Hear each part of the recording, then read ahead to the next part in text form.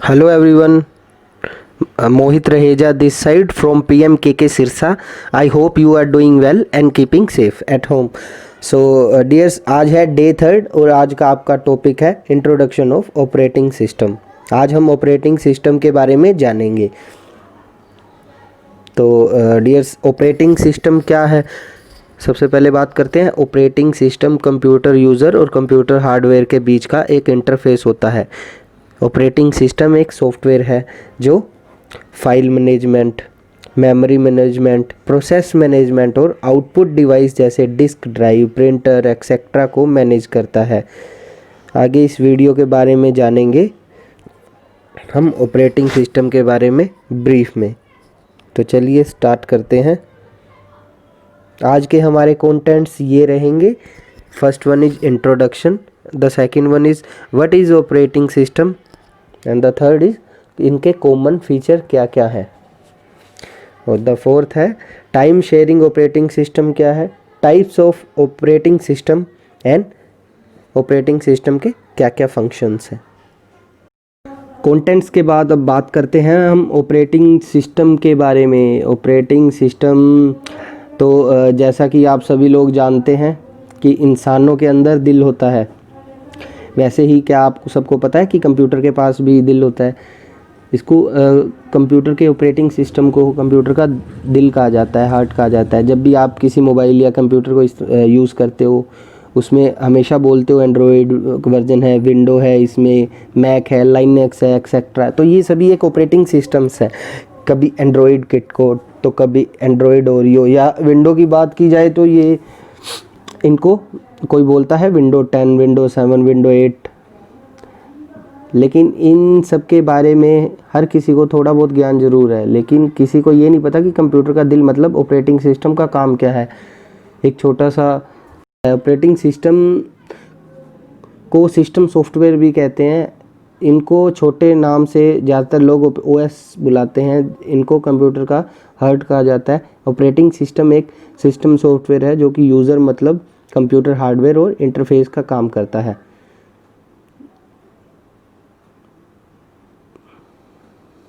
जो कि यूज़र और आपके बीच में कंप्यूटर हार्डवेयर और इंटरफेस का काम करता है। मैं सीधे सीधे आपको बता देता हूँ। जब भी कंप्यूटर को चलाते हो तो ऑपरेटिंग सिस्टम कंप्यूटर को इस्तेमाल करने का जरिया बनता है।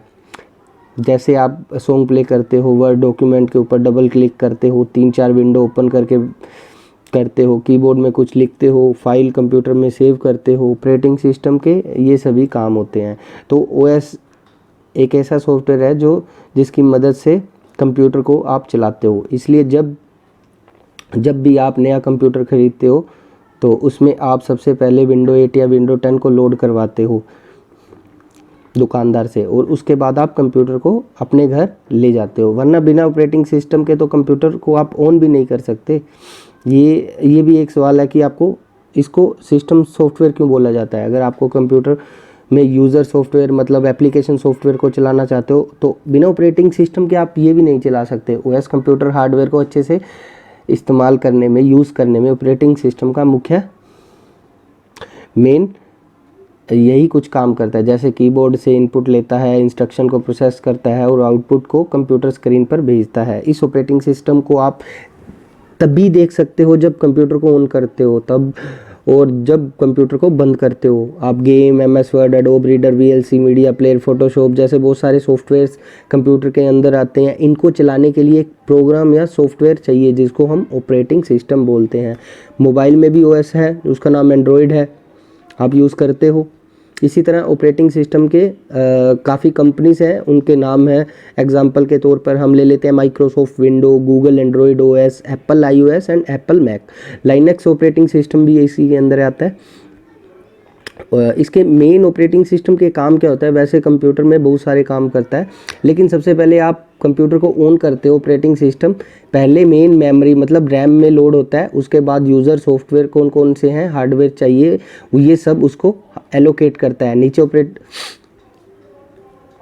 इनके काफ़ी पार्ट होते हैं, जैसे कि इनके जो मेन कार्य करता है ये है memory management, process management, device management, file management and security performance देखना, एरर बताना, सॉफ्टवेयर और यूज़र के बीच में तालमेल बिठाना। एक ब्रीफ इंट्रोडक्शन लेंगे। ऑपरेटिंग सिस्टम, जैसे कि आप ये आइकन्स देख रहे हैं, ये ट्रेडमार्क्स हैं, और इसमें आप एप्पल का साइन देख रहे हैं, लिनक्स, विंडोज, एंड्रॉयड, इस तरीके से आपके पास ऑपरेटिंग सिस्टम होते हैं। ऑपरेटिंग सिस्टम क्या होते हैं इसके बारे में हम तफसील से बात करेंगे। आप ऑपरेटिंग सिस्टम एक तरीके से बहुत सारे प्रोग्रामों का एक कलेक्शन है जो आपके रिसोर्सेस, जो आपके कंप्यूटर में जो रिसोर्सेस होते हैं, सिस्टम में रिसोर्सेस होते हैं, और साथ में जो उसके अलावा ऑपरेशंस होते हैं, रिसोर्सेज और उनसे रिलेटेड ऑपरेशंस जितने होंगे कंप्यूटर सिस्टम में, उन सब को करने में सक्षम होता है और उसको करने में काम आता है। अब कंप्यूटर सिस्टम की बात अगर हम करते हैं तो ये स्पेसिफिक हो जाता है कंप्यूटर के लिए, लेकिन हम ऐसा नहीं करेंगे। हम मोबाइल को भी लेके आएंगे, हम इसमें पीडीएस भी ले आएंगे, इसमें हम वो सारी चीज़ें ले आएंगे जो कंप्यूट करती हैं, जिसका कंप्यूटिंग से काम है। अब केवल ये नहीं है कि ऑपरेटिंग सिस्टम मतलब विंडोज़ हो गया या फिर एप्पल iOS हो गया या लिनक्स हो गया, इसके अलावा बहुत सारे ऑपरेटिंग सिस्टम हैं जो अवेलेबल हैं। अब इसको डिज़ाइन क्यों किया जाता है? ताकि जो कंप्यूटर है या सिस्टम है या कंप्यूटिंग डिवाइस है, ये आपकी चल सके अच्छा से, ताकि आप एक मैनेजर को जानिए, एक मैनेजर को समझिए कि मैनेजर कंपनी का क्या करता है। वो आपके कंपनी को स्मूथली, इफिशिएंटली चलाता है। बस आप समझ लीजिए आपके कंप्यूटर में जो मैनेजर का काम है वो ये ऑपरेटिंग सिस्टम करते हैं। तो ऑपरेटिंग सिस्टम एसेंशियली है क्या? ओएस, जिसको हम शॉर्ट फॉर्म में कहेंगे, ये एक लो लेवल सॉफ्टवेयर है जो यूजर और हाई लेवल एप्लीकेशन सॉफ्टवेयर के बीच में एक इंटरफेस है। यानी कि आपके कंप्यूटर जो हार्डवेयर है, हार्डवेयर जो होता है उसमें कुछ दिमाग नहीं होता है, उसके पास कुछ वो कोई सोचने की क्षमता नहीं होती। They are only circuits. Operating system उनके बीच में बैठता है, आपके और हार्डवेयर के बीच में, और वो आपको फैसिलिटेट करता है कि उस हार्डवेयर को आप यूज कर सके। वो ऑपरेटिंग सिस्टम के ऊपर आप जिस तरीके से आप अपने प्रोग्राम डाल सकते हैं, जैसे ऑपरेटिंग सिस्टम उसमें आपने कोई एप्लीकेशन सॉफ्टवेयर डाला, जैसे आप कंप्यूटिंग का काम करते हैं या फिर अकाउंटिंग का काम करते हैं तो टैली डालेंगे, टाइपिंग का काम करते हैं माइक्रोसॉफ्ट ऑफिस डालेंगे, वो आप ऑपरेटिंग सिस्टम के ऊपर डाल रहे हैं। अब इसके अलावा भी बहुत सारे काम होते हैं इसके ऑपरेटिंग सिस्टम के, जैसे keyboard, mouse, display, file directories, peripheral devices, printing connection, ये सारी चीज़ें ऑपरेटिंग सिस्टम करता है। तो ऑपरेटिंग सिस्टम एक तरीके से बहुत एक combination of collection of various programs, बहुत बड़ा एक आप समझिए एक ऐसा बैगेज है, एक इस तरीके का एक कलेक्टिव एक कोडिंग है जो आपको और आपके हार्डवेयर को ये दर्शाती है कि आप हार्डवेयर पे काम कर रहे हैं विदाउट एनी हर्डल। चलिए ऑपरेटिंग सिस्टम को समझिएगा। ये आप ह्यूमन है, जो भी मैंने आपको बताया, आप ह्यूमन है। ये देखिए यूजर बैठा है यहाँ पे, दोनों एक ही चीज़ है, अलग अलग तरीके से दिखाने की कोशिश की गई है इसमें। ह्यूमन यहाँ पर है, आप है, और यहाँ पर हार्डवेयर है, इसके बीच में ऑपरेटिंग सिस्टम है, ऑपरेटिंग सिस्टम है। यहाँ पर एप्लीकेशन है, जो एप्लीकेशन सॉफ्टवेयर, आप जैसे मैंने बताया आपको कि अगर आप गेम्स पसंद करते हैं तो गेमिंग सॉफ्टवेयर डालेंगे आप। इसी तरीके से एक और चीज़ यहाँ पर आती है बीच में, एक सिस्टम सॉफ्टवेयर। सिस्टम सॉफ्टवेयर का आपसे कोई ताल्लुक नहीं होता, ये बीच में ऑपरेटिंग सिस्टम और हार्डवेयर आपस में काम करते हैं, जिसमें कंपाइलर होता है, असेंबलर होता है, इस तरीके से बहुत सारी चीज़ होती हैं जो काम होते हैं। अब मैंने जैसे बताया, ये एक बहुत बड़ा कलेक्शन है, बहुत बड़ा एक बैगेज है, एक मैनेजर का काम करता है। तो क्या काम करता है इसका असली काम? Process management.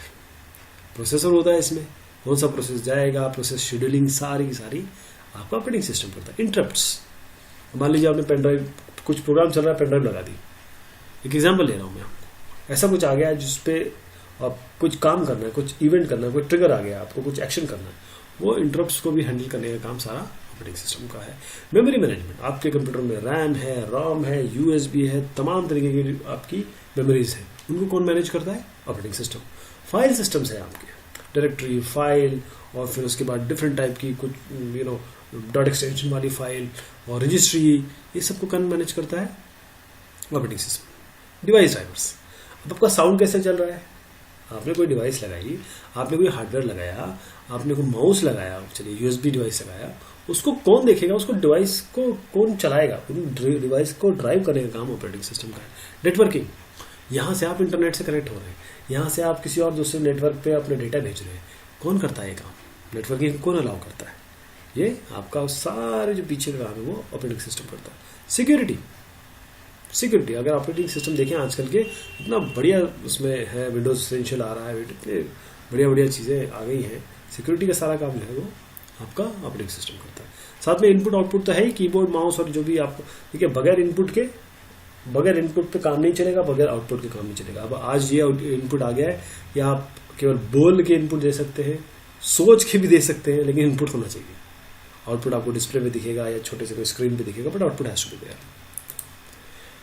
कितने टाइप के ऑपरेटिंग सिस्टम होते हैं हमारे पास? वैसे तो वेरियस कैटेगरीज आर देयर, लेकिन जो ब्रॉड कैटेगरीज है उसको मैंने यहाँ पर लिस्ट डाउन करने की कोशिश की है। इसमें बैच ऑपरेटिंग सिस्टम है, टाइम शेयरिंग ऑपरेटिंग सिस्टम है, डिस्ट्रीब्यूटेड ऑपरेटिंग सिस्टम है, नेटवर्किंग ऑपरेटिंग सिस्टम है, नेटवर्क ऑपरेटिंग सिस्टम और रियल टाइम ऑपरेटिंग सिस्टम है। बैच ऑपरेटिंग सिस्टम के बारे में बात करिए। बैच ऑपरेटिंग सिस्टम का मतलब ये होता है कि जो यूज़र होते हैं बैच ऑपरेटिंग सिस्टम के, वो डायरेक्ट कंप्यूटर से इंटरेक्ट नहीं करते। वो क्या करते हैं, जॉब अपना किसी को दे देते हैं, ठीक, अपना जॉब लेते हैं और दे देते हैं। वो ऑपरेटर को भी दे सकते हैं या किसी इंटरमीडिएटरी जो भी एजेंट होगा उसको दे सकते हैं। वो इंसान भी हो सकता है, आदमी भी हो सकता है, वो कोई कंप्यूटर सॉफ्टवेयर भी हो सकता है, प्रोग्राम भी हो सकता है। तो अब ये क्या होता है कि जितने भी जॉब्स आ रहे हैं उन सबको बैच बना के, उन सबका गठरी बना के, गुच्छा बना के वो आप इस ऑपरेटिंग सिस्टम को दे दिया जाता है। तो ये प्रोग्रामर क्या करते हैं, अपना ये काम दे देते हैं, जॉब बैच में बना के दे दिया जाता है, और उसके बाद बस ये जो बैच में प्रोग्राम जाता है वो आपको उसका रिजल्ट मिलके वापस आ जाता है। ये बैच ऑपरेटिंग सिस्टम होते हैं। टाइम शेयरिंग ऑपरेटिंग सिस्टम समझिए, अब बहुत सारे लोग काम कर रहे हैं, ठीक, बहुत सारे लोग एक साथ काम कर रहे हैं डिफरेंट टर्मिनल्स में। अब एक ही सिस्टम चाहिए, है ना। क्या होता है, डमी, अगर आप जैसे किसी यूनिवर्सिटी में 1000 आपके पास स्टूडेंट है और मान लीजिए आप 1000 को एक साथ देना चाहते हैं, तो आप 1000 लैपटॉप या कंप्यूटर तो लोगे नहीं, आप डमी बना दोगे, डमी दे दीजिए उनको और बहुत लीस्ट कॉस्ट के, और एक सेंटर में एक रख दीजिए एक सिस्टम जो हाई एंड सिस्टम हो, उसमें ऑपरेटिंग सिस्टम चल रहा हो। तो प्रोसेसर टाइम इस तरीके से होगा कि जो बहुत सारे जो मल्टीपल यूजर्स हैं वो प्रोसेसर इस तरीके से काम करेगा कि वो आराम से टाइम शेयर हो रहा होगा और लोगों को पता भी नहीं चलेगा। टाइम भी शेयर हो रहा है, तो लोग अपने एंड पे प्रोसेसिंग भी नहीं कर रहे हैं, प्रोसेसिंग एक सेंटर पॉइंट पे हो रही है, ऑपरेटिंग सिस्टम बीच में आपको इंटरफेस कर रहा है। तो मल्टी प्रोग्राम बैच सिस्टम्स और टाइम शेयरिंग सिस्टम का बेसिक डिफरेंस यही है कि जो मल्टी प्रोग्राम बैच सिस्टम्स होते हैं उसमें आपका प्रोसेसर यूज मैक्सिमाइज किया जाता है, जबकि टाइम शेयरिंग में ऑब्जेक्टिव होता है कि रिस्पॉन्स टाइम को मिनिमाइज किया जाता है। और मल्टीपल जॉब, जैसे मैंने आपको बताया कि समय जो है वो फटाफट फ्रिक्वेंटली चेंज होता रहता है, फटाफट आपको इमीडिएट रिस्पॉन्स मिलता जाता है, तो ये होते हैं time sharing operating system. Time sharing देखिए, एक एग्जांपल भी मैंने यहाँ पर मतलब एक डायग्रामेटिकली शो किया हुआ है।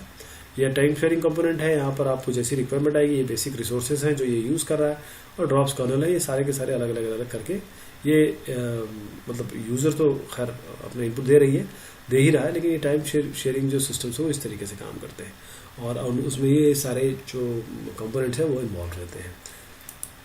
डिस्ट्रीब्यूटेड ऑपरेटिंग सिस्टम की बात करते हैं। डिस्ट्रीब्यूटेड ऑपरेटिंग सिस्टम क्या होता है कि बहुत सारे आपके पास it uses multiple center processors, to serve multiple real time application, multiple users. आपके पास काफ़ी सारे डिस्ट्रीब्यूटेड, मतलब समझिए डिस्ट्रीब्यूटेड मतलब डिस्ट्रीब्यूट हुआ एक जगह नहीं, काफ़ी जगह डिस्ट्रीब्यूटेड है। तो जो डेटा प्रोसेसिंग के काम है वो बहुत सारे प्रोसेसर्स अवेलेबल हैं, उन सबको डिस्ट्रीब्यूट कर दिया जाता है। अब मुझे नहीं पता कि मैं कितने को डिस्ट्रीब्यूट करूँ। देखिए इसमें इंपॉर्टेंट बात है कि मुझे नहीं पता, मैंने अपना काम दिया, एक डेस्कटॉप पे बैठा हूँ, मैंने काम दिया, वो किस प्रोसेसर पे गया ये मुझे नहीं पता। ये प्रोसेसर आपस में बात कर रहे हैं कम्युनिकेशन लाइन के थ्रू, हाई स्पीड बसेस के थ्रू, और इन्हें लूजली कपल्ड सिस्टम या डिस्ट्रीब्यूटेड सिस्टम भी कहा जाता है। लेकिन मेरा मतलब ये है कि मैं जॉब दे रहा हूँ, काम कर अपना कुछ एप्लीकेशन चला रहा हूँ, मुझे रिजल्ट मिलता चला जा रहा है, और बैकग्राउंड में वो डिस्ट्रीब्यूटेड उसकी प्रोसेसिंग हो रही है, जैसे भी रिजल्ट हो रहा है। तो ये जो आपको पता नहीं चल पा रहा है ना, सब चीज़ें कितनी आसानी से हो जा रही है, वो बीच में आपका डिस्ट्रीब्यूटेड ऑपरेटिंग सिस्टम बैठा हुआ है। अब नेटवर्क ऑपरेटिंग सिस्टम समझिए। अब नेटवर्क ऑपरेटिंग सिस्टम ये है, it runs on a server, ये सर्वर पे चलता है और सर्वर को एक ऐसी कैपेबिलिटी देता है ताकि वो डेटा मैनेज कर सके, यूज़र मैनेज कर सके, ग्रुप्स कर सके, सिक्योरिटी एस्पेक्ट देख सके, एप्लीकेशन दे सके, साथ में खैर नेटवर्किंग तो है ही है। तो प्राइमरी जो काम होता है नेटवर्क ऑपरेटिंग सिस्टम का is to allow shared file and printer access among multiple computer in network। बहुत सारे आपके सिस्टम काम कर रहे होंगे, वो सारे के सारे एक ही कंपोनेंट को या डिफरेंट कंपोनेंट को शेयर कर रहे हैं लोकल एरिया नेटवर्क पे या प्राइवेट नेटवर्क पे या किसी और नेटवर्क पे, उसको एक्सेस करने का काम करता है। जैसे हमारे पास एग्जांपल है Microsoft server 2003, 2008, Unix, Linux, Mac OS, Novell network, BSD, IBM के। तो ये नेटवर्क ऑपरेटिंग सिस्टम होते हैं। रियल टाइम ऑपरेटिंग सिस्टम की बात करते हैं, जैसे नाम देखिए, सबका नाम में ही इसका डेफिनेशन छुपा हुआ है। रियल टाइम ऑपरेटिंग सिस्टम का मतलब क्या हुआ? एक ऐसा डेटा प्रोसेसिंग सिस्टम जिसमें जो टाइम कंपोनेंट है, टाइम इंटरवल जिसमें आपको प्रोसेस मिला और आपने जवाब दिया, वो इतना कम होना चाहिए कि जितना उस एनवायरनमेंट में ज़रूरी है। तो रिजिड टाइम रिक्वायरमेंट चाहिए इसमें रिजिड टाइम रिक्वायरमेंट चाहिए। रियल टाइम सिस्टम मतलब यह है कि आपका कोई कंट्रोल डिवाइस है, वो एक डेडिकेटेड एप्लीकेशन है, उस डिवाइस को कंट्रोल हो रहा है और उससे रिजल्ट आ रहा है, आप रिस्पॉन्स दे रहे हैं।